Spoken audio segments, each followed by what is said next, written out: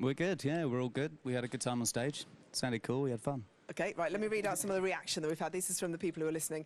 OMG, that is just awesome. Muse live serenading me home on a 3-hour commute in biblical rain. That's what's going on outside. And that'd be a good soundtrack listening to you, I think. Thank you. I pulled over safely to text this. Dancing in my living room. Family think I'm completely mad. Gutted I didn't get to pass on a big hug to the boys. Teresa. This is just awesome. Full volume, and I have Muse in my room. So it goes on, a lot of Twitter action going on. Cheers, Radio 2 and Muse for the live streaming. Saw you at the O2 on Saturday with possibly your youngest fan, 7, and now he won't sleep. So, that's great. So you were playing to 18,000, that was the figure I was given on last night? And pretty much every night, and then... Pretty much, yeah, most of the gigs are all kind of large, you know, big arena type, O2 type places, yeah, all over the place. So we're kind of like 2 weeks into the tour, is that right? 2 weeks or so, and it's all going great. But yeah, the London show, the O2 show, is amazing. It was really cool. So how do you do something like that and then come and play a gig like this? How does it feel for you, Matt? Well, you saw the results. A little bit silly, a little bit slapstick, and made a few mistakes, but enjoyed it down there. It felt like really. It was intimate, wasn't it? It was very intimate. It was too intimate at times, I'd say. We've not done anything like this for 8 years or something like that. You know, it's a long time. Yeah. And how was it for you? It was amazing. Yeah, it was great. You know, being really close to the crowd. It's amazing. Yeah, but so which is more scary? Because most people would think, well, you know, 15,000 people or whatever, that must be terrifying. But how does it compare to this? Is this more scary? I think this might be more scary. Yeah. Why? Explain well, it's live why. on radio as well, isn't it? So. How many listeners? Millions. And they can actually see you. You can only see so much when you're like in a big gig, a big arena or whatever. You know, the band's like over there somewhere quite far away, and you know, here they can really, you know, see your eyes. And you can see their eyes as well. Absolutely, yeah. So it's like, whoa, don't look at me, don't look at me. We've got a couple of singers as well. We've got a little sing-song. Oh, God. It was close enough to get a little sing-song, which is nice, I thought. Yeah. In the song style, like.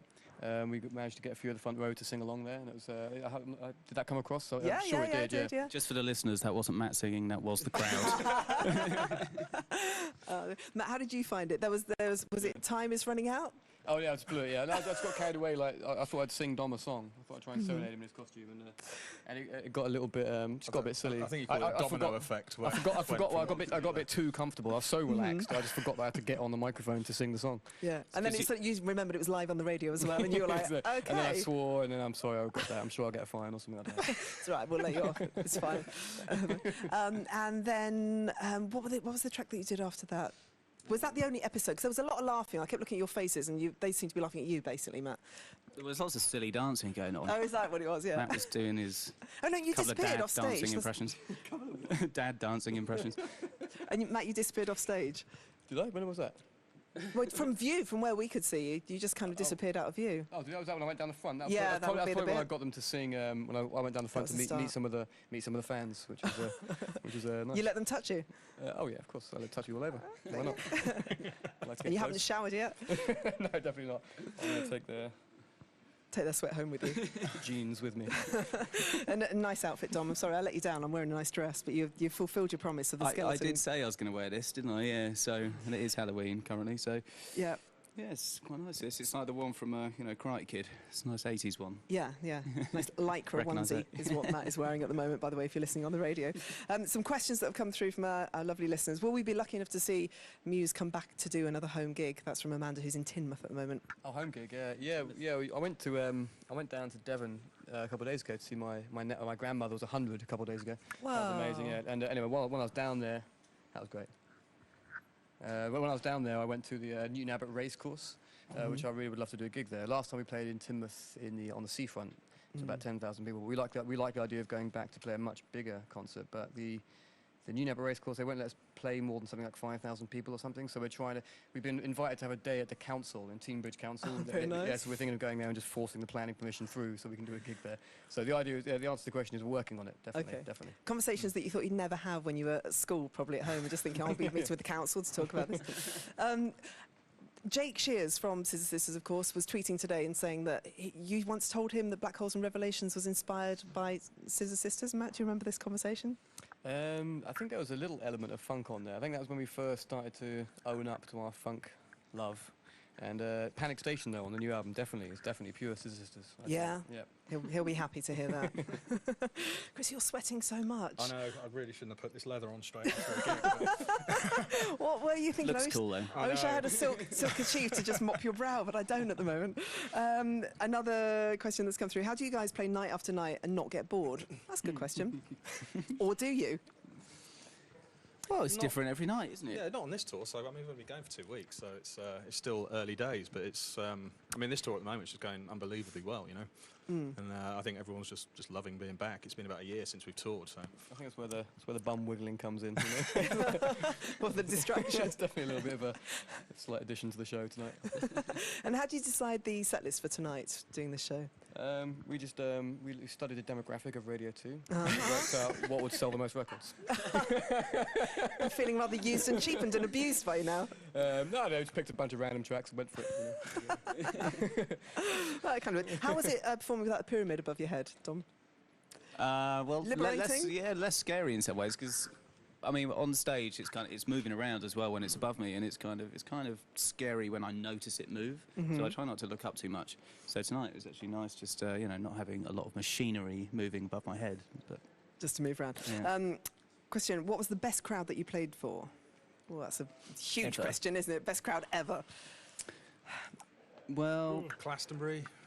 What's the first time we headlined Glastonbury? I'd say Moscow. For me, Moscow. I'd say Moscow. Why's always, that? I'd say Paris is always an amazing crowd. London, of course, and but Moscow is always a surprise. It's like the crowd's just insane there. You know, there's a couple of Ruskies here tonight actually. Yeah. You recognise the faces of some of your fans then? I met them outside, and they said okay. they were from Russia, and I said, I remember you. And yeah, and she came in. She was down the front there. Where had they come from? Not. I think they're from Moscow. Yeah. So, I mean, yeah. they're following you around on the tour Yeah, at the well, moment. they definitely came here. I'm not sure what other gigs. Yeah, she said she was in Birmingham actually. Yeah, so she must be following us God, around. do you not feel? I mean, obviously you're giving them a lot of joy when people follow you around, but it must be costing them a fortune as well. I've seen the same guy in front of me every night at every UK show so far. Did you wink at him, or do you just Oh, ignore yeah, him we have a embarrassedly? little Or banter, you know. There's the one French girl, Paris girl, who's been at every gig we've done so far. Everyone at the front. Yeah. and we did meet her. She said she's doing 16 or 18 gigs or something, and it's like, well, I mean, yeah, it's a lot of travelling, isn't it? Yeah. It's a lot of travelling around all over Europe and here, so crazy. yeah, it's that hotels and stuff like that. And she's Yeah. in the same position every night. Yeah, like exactly the same spot. Like, it's Now, good on her. people were queuing up from really early today, and terrible weather out there as well. Can you ask Matt, does he do anything in particular to look after that amazing instrument, which is his voice? That's from Carol in Bristol. Not really. No, I just got to try and not speak too much. I speak fast, and that's really bad for the voice. So I've got to try and shut up basically and not do interviews. No, I'm joking. I don't care now. We've had you now, really, so you can do whatever. I don't care what happens. I love to get in the shower for I get into the shower for a good long half-an-hour shower, steam drinking Beforehand? water. Yeah, before every gig. Yeah. Did you go in your shower today? lubricates the folds. Did you go in your shower today? No, I Yeah, was in your BBC had a lovely backstage shower. I was in your shower beforehand. That's Yeah, right. yeah. I thought you just said that. It's time. Next time we'll try harder. Oh dear. So, sum up your show that you did tonight. Then give us a review. Chris, you can go first. Well, it's obviously great just to be back in a small venue again and do an intimate show like that. You know, it's totally different to anything we've done for a while. So. Yeah. Do you Very, remember very any cool. the beginning of your sessions that you did for the BBC? Your very first session. I remember the Maida Vale one, the first one. I think we were recording Showbiz at the time, and we took a day off the studio to go into Maida Vale. That was 12 years ago or something. Yeah. That was when we long first time. did Feeling Good, wasn't it? I remember our You first. hated that, didn't you? No, well, worked out well in the end. Well, the first live lounge session that we did for you, No, with the first one we did for Joe, it was 12 years ago, or ages ago.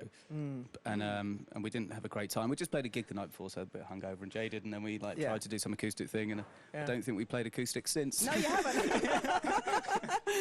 Probably for the best, though. Probably I for the think best. so. I think what you do works pretty well indeed. Listen, thank you. I'm so happy that you accepted our invitation to come to Radio 2. Well, It's thanks been for having brilliant us. to have you here. We've loved every second. And we'll leave you with this, I guess. This is one song. Thank you, Muse. Bye. Thank you. Thanks. I want it all.